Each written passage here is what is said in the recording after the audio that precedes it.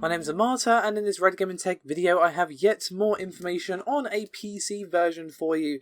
This time, however, it is for The Evil Within 2. It does seem to be that time now where we're getting all the specs, as of course pretty much every game ever is going to be coming out within the next couple of months, because apparently developers are incapable of not releasing everything within a 2-month space, and also are not content unless they've driven every video reviewer, YouTuber and content creator insane in that same period as well. So without further ado, let's kick off with the minimum specs, shall we? So, as per normal, the OS is same old, but just for completeness sake, let's go through them. We have Windows 7, 8.1 and 10, all 64-bit versions, hardly shocking. However, when it comes to the processor, you're going to require at least an Intel Core i5-2400 or an AMD FX 8320. When it comes to the actual system RAM, you're going to need 8GB as the minimum.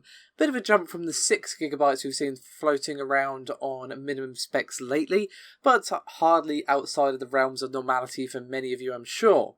However, the real meat is of course in the graphics cards, but the minimum actually isn't too bad. It's going to be at least an Nvidia GTX 660 with 2GB of VRAM, or an AMD HD 7970 with 3GB of VRAM.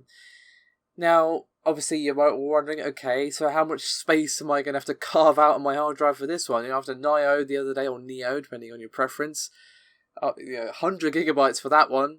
Maybe expecting, maybe it's just like 1TB, because why not? No, that would be a touch silly, I think, but we are going to be requiring a more normal 40GB for The Evil Within 2, which is much more what you'd expect, I guess.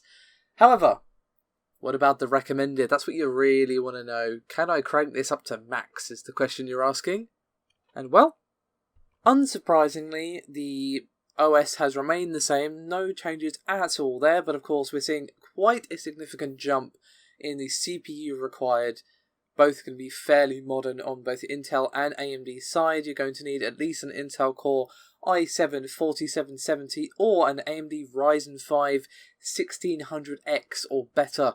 Got to say, I think that's the first time I've seen Ryzen being recommended on specs, at least that I can remember recently. Yeah, I mean, at least of the ones I've covered, there might be ones that I've missed, of course. However, the RAM also takes a rather significant jump up to 16GB as well, hardly surprising there. And the graphics card is also going to be a fair bit more modern, but still not too bad, not too costly. We're not talking about 1070 or 1080 or anything here. We are going to be looking at a 1060 with 6GB of VRAM for Nvidia and a RX 480, a 8GB variant for AMD. Apparently we are going to be getting more information on PC specific features, like say, we're going what we expect for the graphics options, is it going to be 4K support, that sort of thing. So we can expect more information nearer release, as of course this game is not out until October the 13th, so not too long actually. So I expect this information quite soon. But the specs are probably not going to change at all now, given that the game is basically almost here, a week and a bit essentially. So, not too bad. Again, I'm sure many of you are thinking about The Evil Within 1, and that game was quite infamous for massively overplaying the amount of RAM, especially, that it required, and it actually ran on machines much lower spec than it promised. So if you're not sure if you can run this, I would say just wait for reviews, because you're going to be getting, benchmarks and obviously how well optimized it is, what machines it runs on, that sort of thing, and you get a better picture on whether or not this will actually run on your machine, given how the original did kind of boast a little bit about the specs it required. I wouldn't be surprised to see that history repeat itself, but maybe they've learned their lesson. But I am surprised to see a Ryzen 5 being recommended, I guess, is the main thing. But regardless of all that, at least sort of a vague ballpark figure for what to expect. Obviously, again, do wait for reviews as per normal, but at least these are the official minimum and recommended requirements for The Evil Within 2 on the PC. Again, no resolution or frame rate specified for either of these. But as per usual, I would expect it to be 720 for minimum and 1080p recommended, but that is nothing more than an educated guesstimate on my part.